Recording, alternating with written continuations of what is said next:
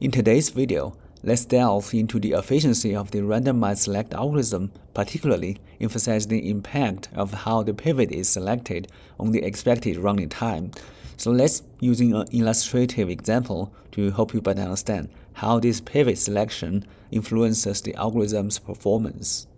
Let's consider if we have an array A which contains the element 10, 4, 6, 8, 1, 3, 5, 7, 9, and 2, and our goal is to find a certain order statistical, let's say, which is fifth smallest element. So this pivot is chosen randomly, right? So let's assume in our first trial, the pivot selected is 6.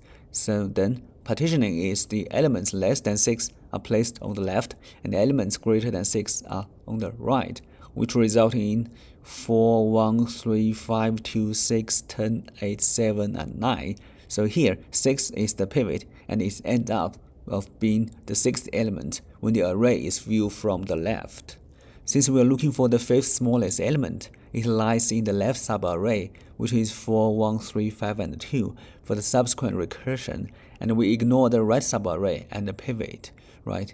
So the expectation of the pivot falling in the middle half is if the pivot frequently falls in the 25th to 75th percentile range, it means it is the middle half. It effectively reduces the problem size substantially, at least by 1/4, and either top or bottom quarter is excluded in each step.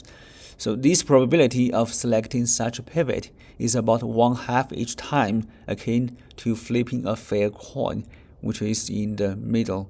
Let's talk about the expected number of trials when we selecting the pivots to get one that falls within a middle half, which follows a geometric distribution with a mean of 2 trials. This is because the probability of success is equals 1/2. Hence, the expected number of trials is equals 1 divided by probability of success, which is equals 2.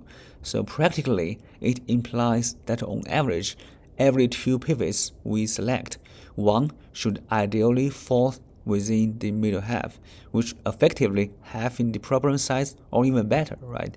And then let's continue reduction.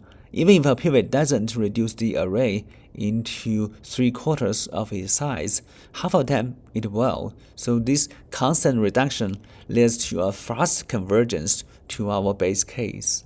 Now let's talk about the resulting time complexity. Since on average, half of the recursive calls significantly reduce the size of the problem, so the cumulative partitioning cost add up linearly over time rather than quadratically. Therefore, despite the extra partitioning steps, when pivots aren't ideal, right, the overall expected time complexity remains linear, which is also O of n.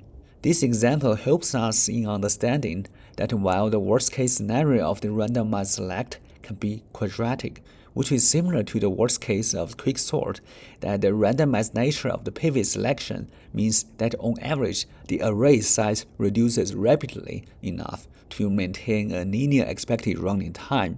The concept of the geometric distribution here is the key, which emphasizing that randomness effectively drives down the problem size statistically over multiple iterations.